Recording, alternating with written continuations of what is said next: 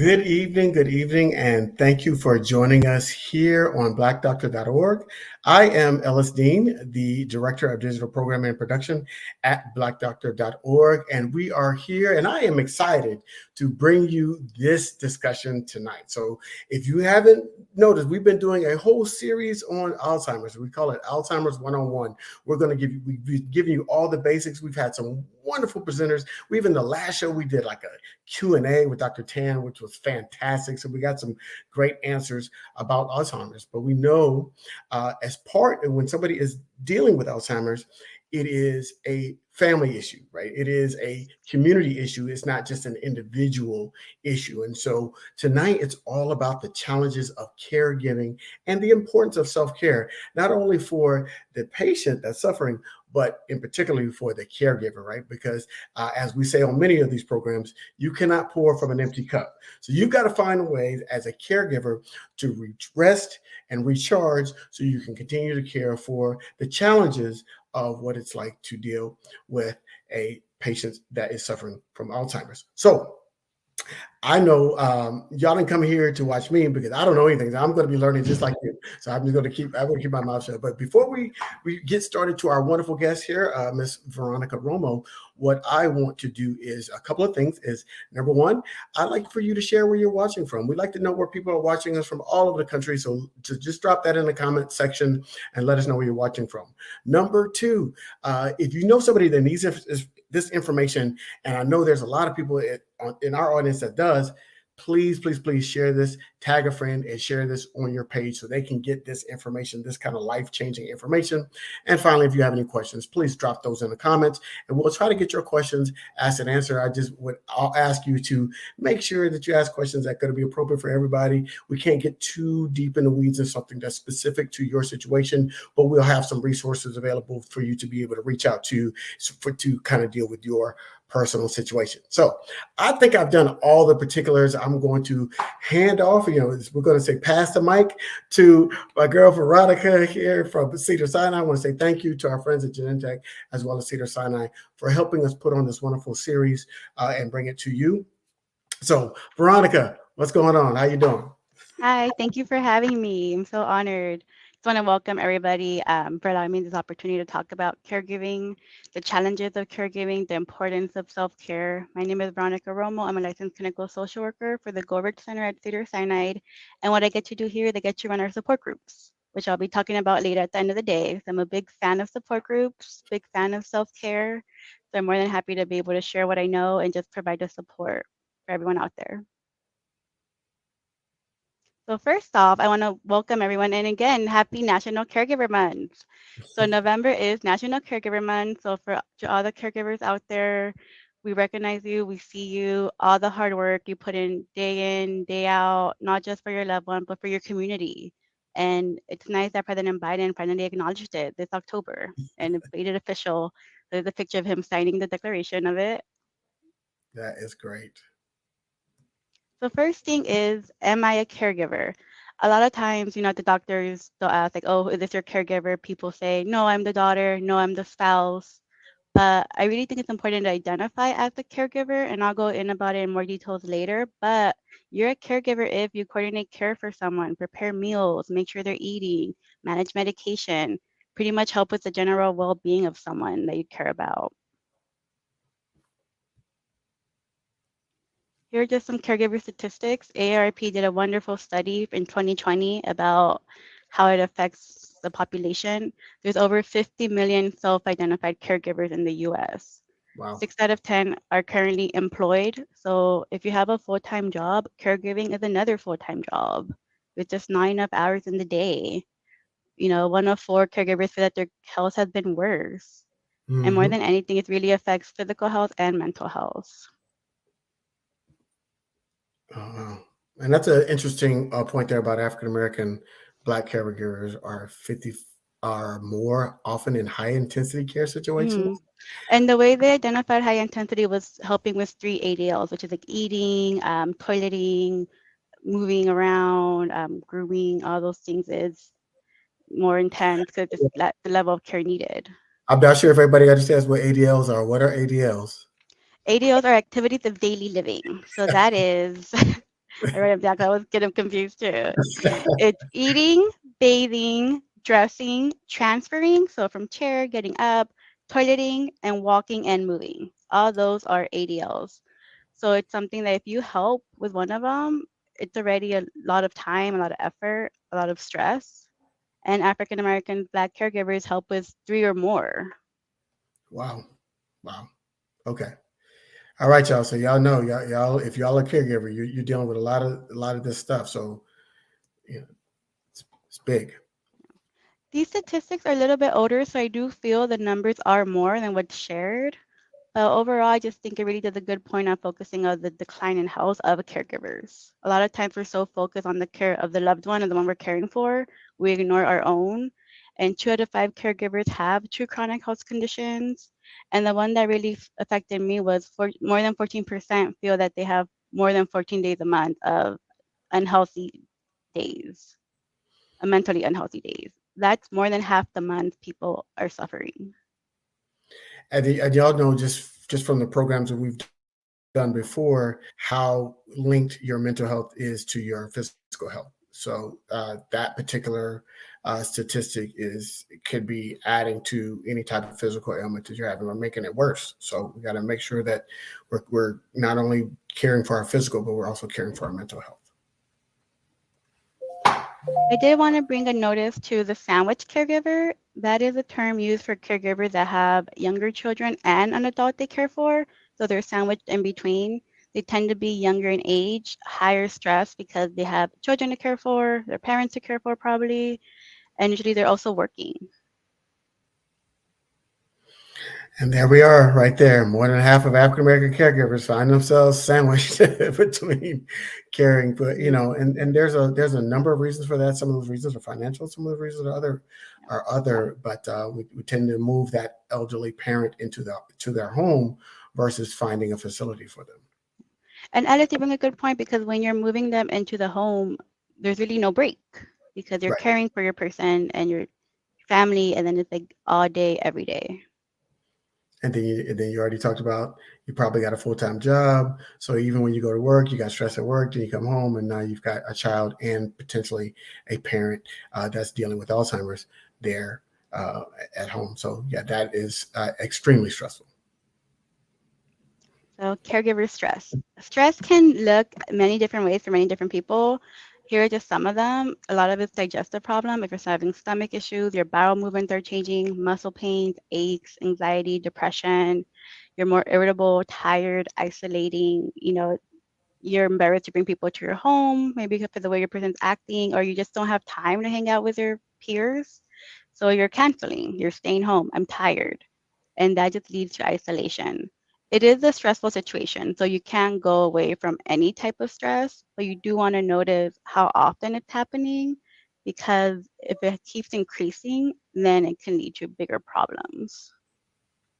Is there some sort of way to kind of determine what that line where it's a bit much? Like I'm looking at your last point, it says increase unhealthy coping, and we know that has increased significantly since the pandemic in terms of just individual the stress that comes from the lockdowns and everything that went on with the pandemic. And now when you're talking about being a caregiver, so is there kind of a line that people can say, okay, maybe this is a bit too much, maybe I'm drinking a little too much, eating, smoking. There's no like specific, like I can't say like 3 times a week, but it's everyone knows their base. So if you're one to I have 1 glass of wine, twice a week, but now you notice like, oh, I finished a whole bottle in 2 days. That's different. Right. Everyone knows their base, they're normal, pre-pandemic, pre-stress. So if they start noticing like, oh, I used to be able to have this bag of chips all week, but I sat down and ate it all in one seating, and I don't even remember really eating it all. Right. You'll start noticing like with things you're purchasing, people may make comments like, oh, another this, another that, and just something to take note. You don't want to judge yourself. You just want to notice because Right. then it could lead to bigger things like, okay, I have been trying to watch my sugar, I have been trying to watch my blood pressure, and all these things that we're doing day to day as the coping skills right now that may not be the best for us. So it sounds like you're saying give yourself some grace, but also recognize when you're going a little too far. Right. Recognize where everyone should try to see what's the best version of me. And what does that look like? Okay. And do my actions kind of, mirror that? If stress is left untamed, not taking notice, it could lead to burnout, and that's when you're experiencing it more days than not. You have these feelings of guilt, you're maybe getting some resentment. The biggest one is hopelessness, where you feel there's no way out. This is how it's going to be forever. I don't have any support, and it just feels like this doom is like heavy on you. Hmm. Yeah, that's big.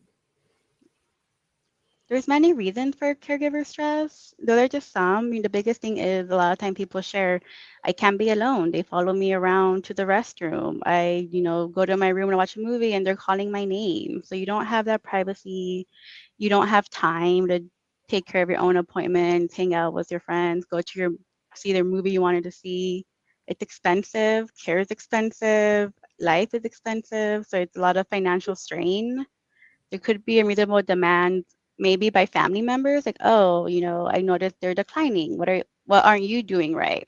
Or a lot of times by ourselves, a lot of caregivers do everything perfect, everything we say, every recommendation, and their loved one's still declining. And they come, what am I Mm. doing wrong? And it's the reality of you're doing nothing wrong.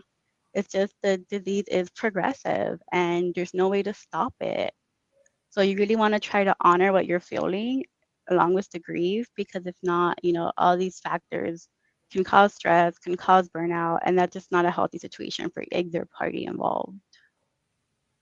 Yeah, I'm seeing how things could kind of, snowball, right? So you're having these situations, and then talking about hopelessness, and then there's anxiety that comes from if they're still declining. You're trying to do everything, so you might try to double your efforts, which is going to take more away from you. And if they're still declining, then you can start feeling depressed and more. So it really can build on a person. So I know you're going to get to it, but I'm looking forward to how we alleviate some of this. Okay, so yeah, I talked about how pretty much the situation is stressful, it's intense, but now it's like, okay, what do I do with it then, right?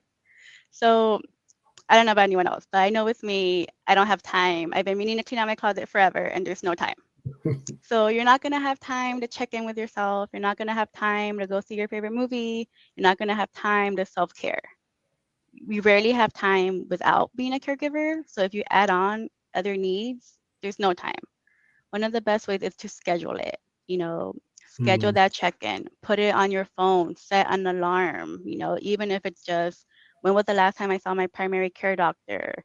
My back's been hurting. I should make an appointment. If we keep saying I'll do that later, later never comes. I blink and there's new dishes. There's always dishes, there's always laundry, there's always something to do. So it's a lot of it is scheduling, because you're not going to find yourself with the house completely clean, your loved one completely fine, nothing else needing your responsibility, and then being like, oh, I have time to take care of myself now. right. So that's one of the biggest tips I tell people. Try to schedule it. If it's not every day, obviously, once a week, put in a month, like just schedule in these times to just getting in the habit of checking in with yourself. Get moving. Oh, sorry. Oh Keep yeah. going. All right. Getting moving, exercise is one of the best ways to, relax, endorphins. Can you go for a walk outside? Can you do one of the good things about the pandemic is there's so much like YouTube out there and video platforms of exercise that you're able to find something to your liking, to your music, to your liking, to your mobility.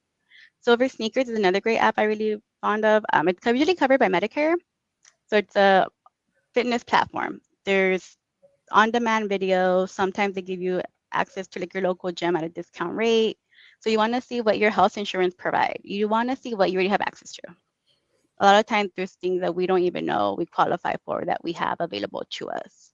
And the biggest thing is setting realistic expectations. Try to learn about your loved one's disease, try to learn about what it entails, because you don't want to set yourself up with false hopes, or more than anything, a goal that you can't reach. It's not fair to anybody.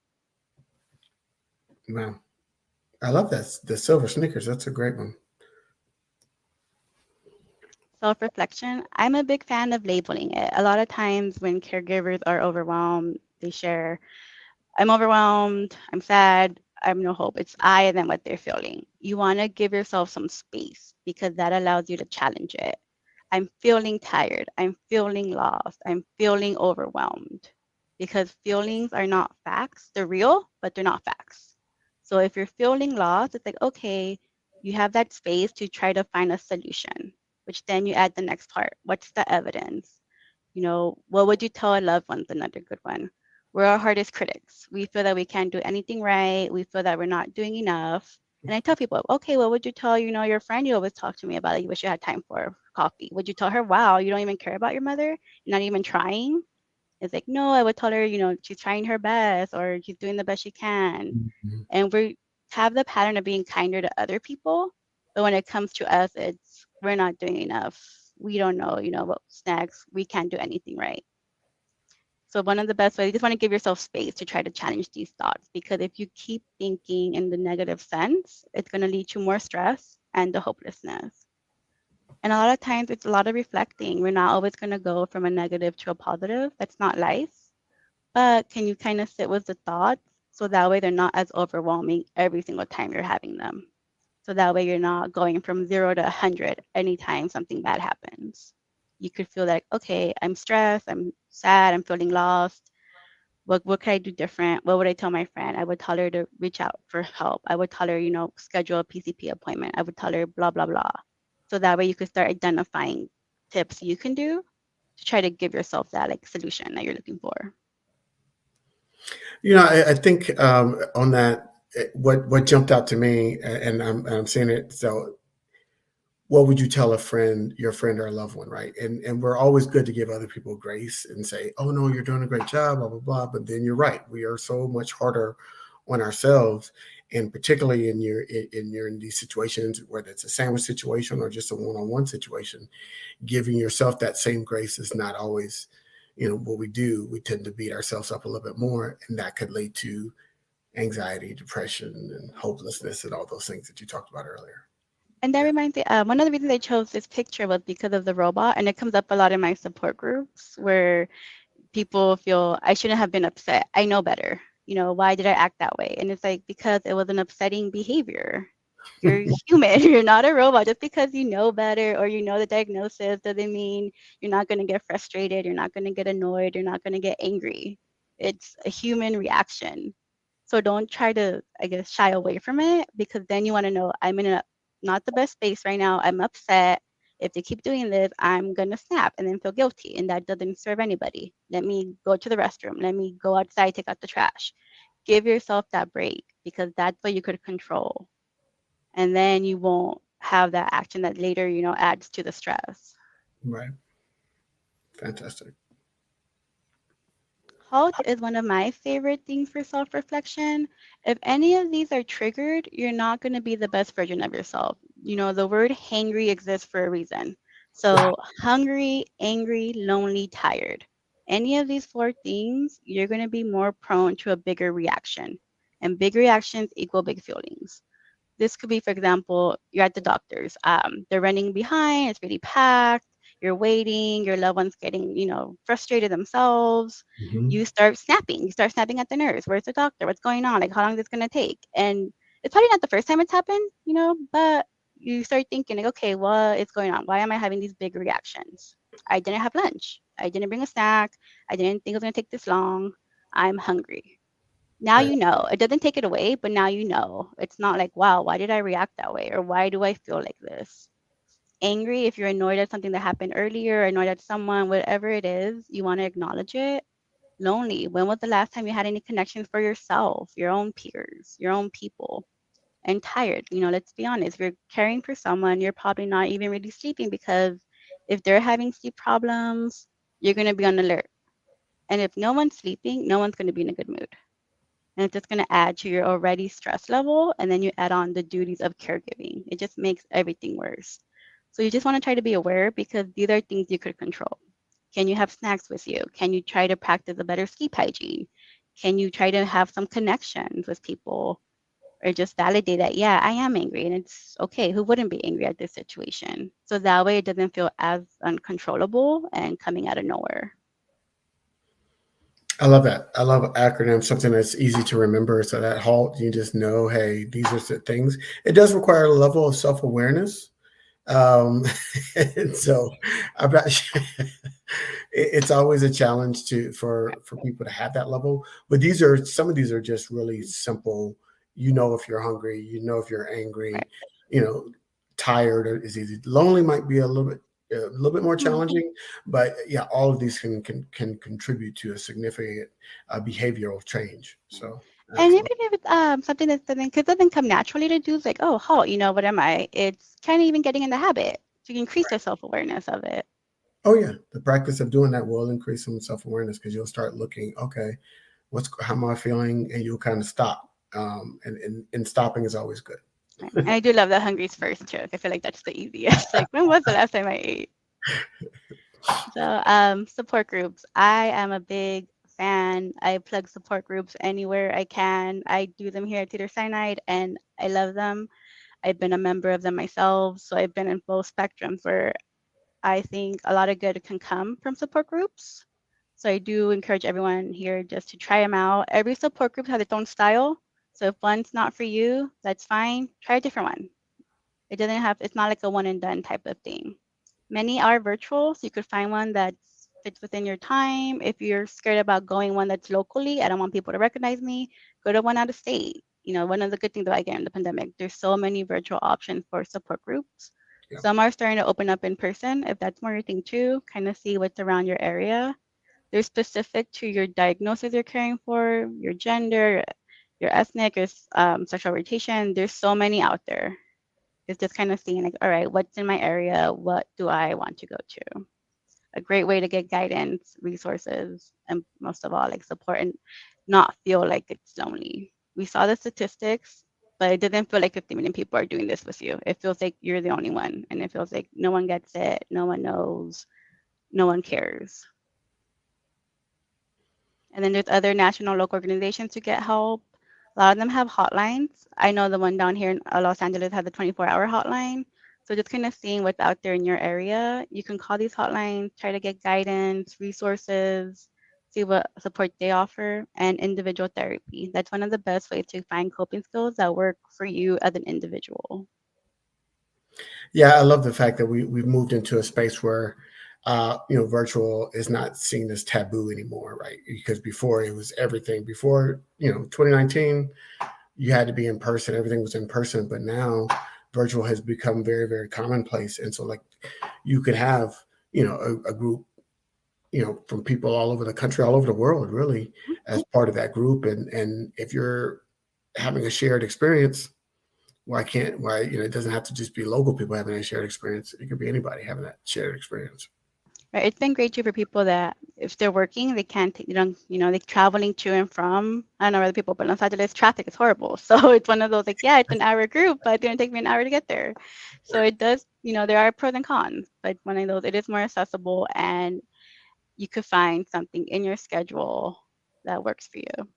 Well, driving is stressful. I know you're in LA. I'm in Atlanta, so I know driving can be stressful in major cities, but it can also be if you have limited resources, as we talked about earlier.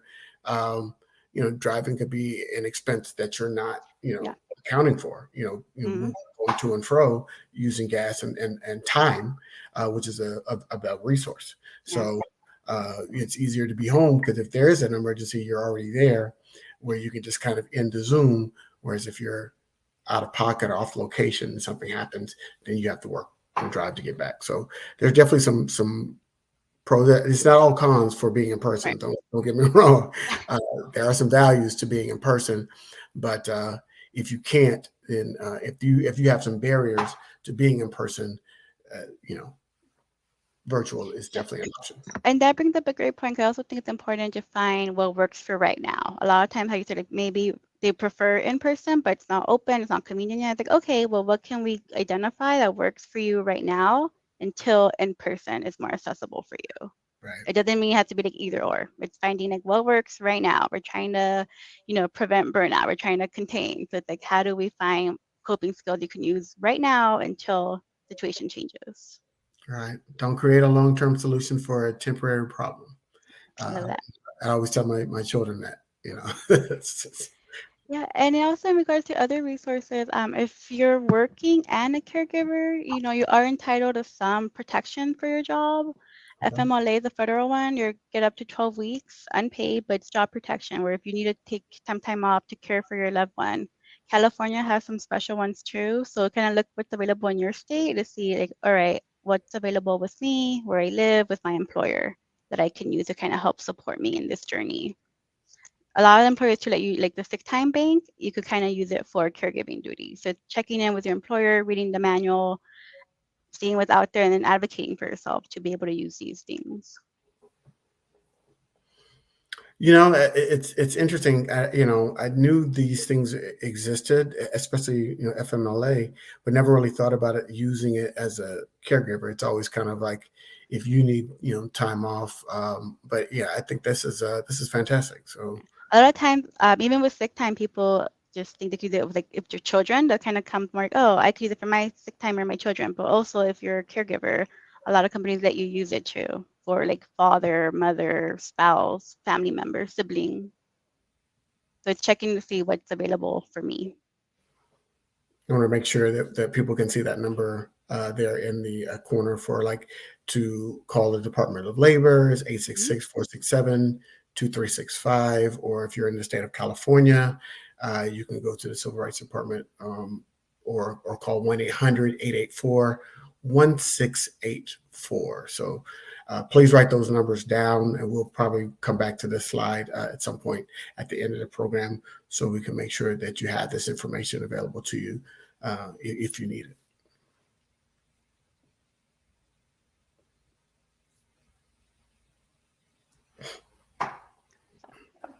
I Oh, know everyone has probably seen or heard you got to put the mask on yourself before you try to help anyone else. One of the, again, another good thing about caregiving is we're so care for someone else. That's not a reflex usually to put the mask on myself first because, like, oh, it's my person I'm taking care of. So you just want to try to be mindful of, like, all right, where do I start? You start with yourself. You start with, what do I need? Do I need more time? Do I need more support? What am I looking for? These could kind of help guide the conversations to kind of see what do you need in regard to resources. Elder Care Locator is a national platform. That's one of the best ways to link toward your Department of Aging, your caregiver resource center that are locally. It'll help you identify resources in your community. And then if you have an employer, EAP, Employee Assistance Program, is another great way to kind of see what's out there. A lot of employers too offer a few sessions for therapy in regards to getting support, again, to get you to what you need to do next. Caregiver resource centers, they get funding locally through the state, federal. A lot of them provide caregiver respite grants, which is something I'll talk about in a few slides down. But they're a great support system. They do groups, a lot of referrals, a lot of information. Checking with your local diagnosis centers in regards to Alzheimer's Association, Alzheimer's Alert, some down here. Local senior centers offer a lot of great support as well. Support groups, that's one of the best way to get resources because you hear firsthand experience, someone who's already used it. A caregiver can say, oh, I tried this place, they were great, or you know what, I went here, they were horrible, don't go there, don't try this place. You hear firsthand life experiences of other people that have gone through something similar and used the resources. Respite, that word gets thrown a lot. You need respite, you need help, you need a break, and people are like, yeah, I do, but now what, like, where do I get it, sign me up. So it's seeing your situation, can you ask for help? Is there a friend, a family, a neighbor? Can you tell them, like, hey, will you mind, taking care of my wife while I go to the movies? A lot of times people, sure, let me know if you need something. And we go, yeah, sure, okay, thank you. And that's where it ends. What if you were to say, actually, do you mind doing my laundry? Or, my mother really loves your cooking. Can you bring us a plate? I know if when someone I care for asked me, I would gladly do it. So a lot of it's kind of just waiting around, but trying not to be shy and asking them, like, you know what? Yeah, do you mind doing the dishes? And worst thing is they say no, but then nothing changes. But that is one less thing you have to do. The next step, if you feel that you can't really ask for help, is paid help. caregiver agencies, some will work with you in the sense of 1 hour a week, one session. I just really need a break. You can check your state if they offer paid support. California has this thing called IHSS and home support services. Other states do it too, where depending on your income, the state will pay for a caregiver to come for a certain hour amount.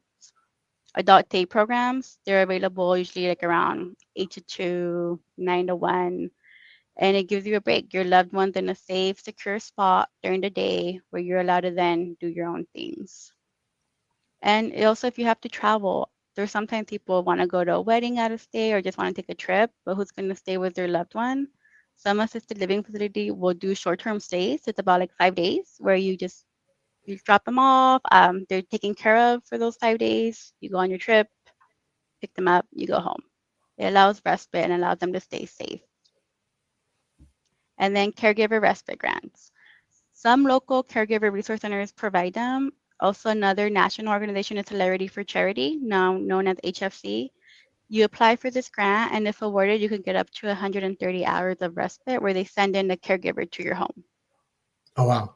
So a lot of it is just kind of seeing what's out there. We tell families apply to both, apply to your local one, apply to HFC, see which one you get. It doesn't help to ask.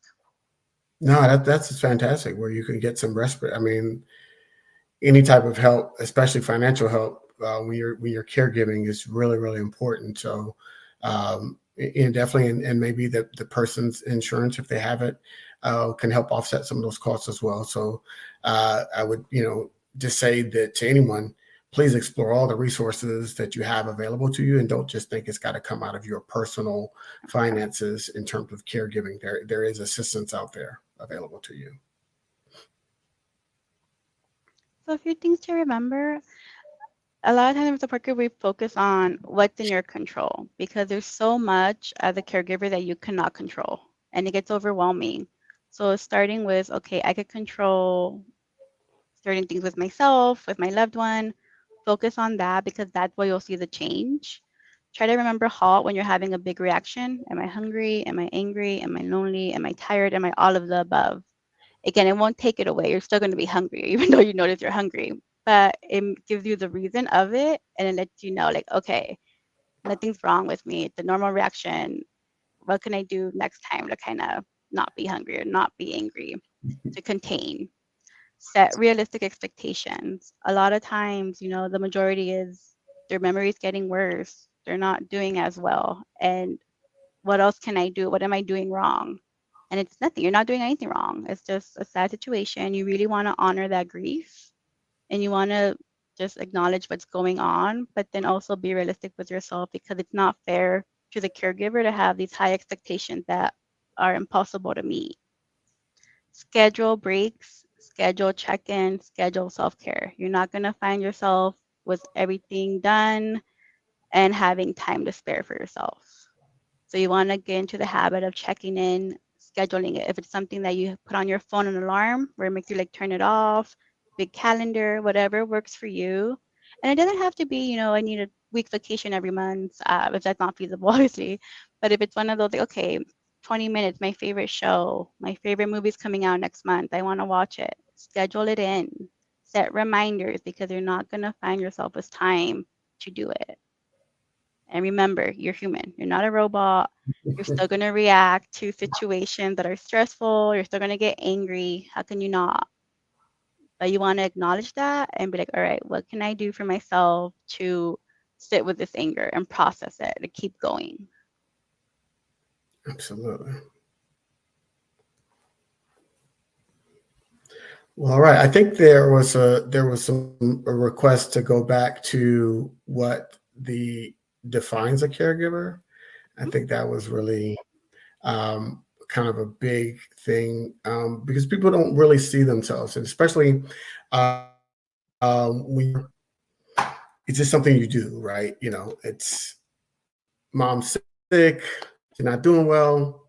All right, we'll move her in, and we take care of her, but they don't really set as a Or a lot of times too, I hear, oh, I just set up the bill caregiver stuff type situation. online. Yeah, I'm not really a caregiver. I just kind of help here and there. It's a spectrum. It doesn't mean, you have to do all five 50% of the time. It is a spectrum. So even if it's just, well, I just set up their monthly bills to recur and I check in once a week, you're a caregiver.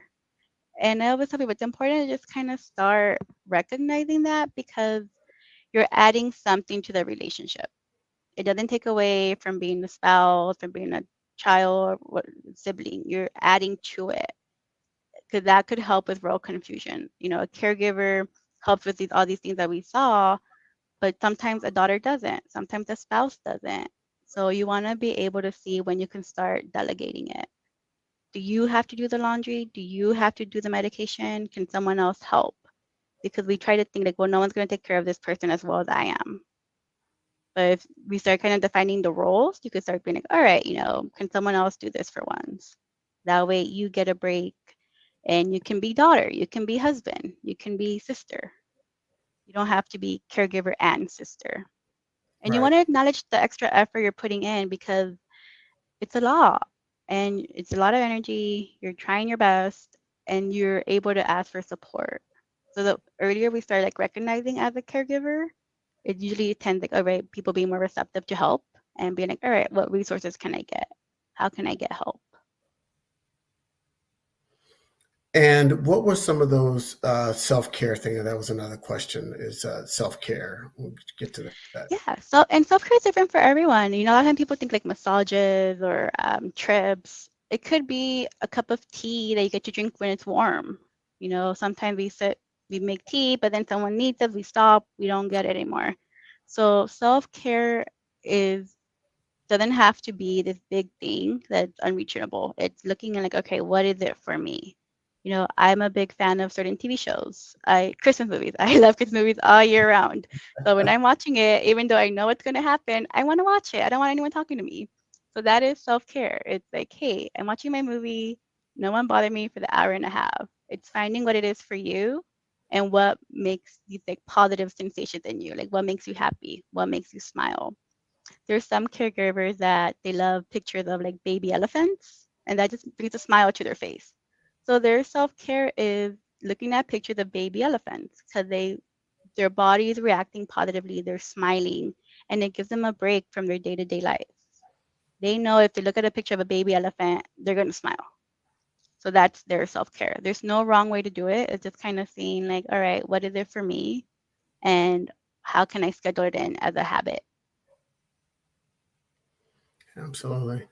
So, how do we? There was a question. How do we deal with taking care of ourselves, but also not feel guilty about taking care of ourselves? And that's a kind of a big recurring theme here. It's like, all right, I want to take care of myself. I want to be able to recharge and do this self care stuff. But when I do that, I can't get my mind on leaning into Right. the self care part because I feel guilty about leaving it with a friend or leaving it with somebody else or all these other things that That's yeah. a great question. And I wish I had a magic wand or like, you know what?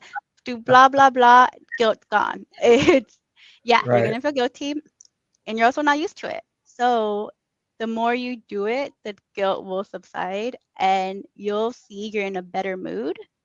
So now when you come back to the situation, you have more patience. You actually enjoy the time a little bit more versus feeling burnt out, feeling irritable, feeling like you're going to snap.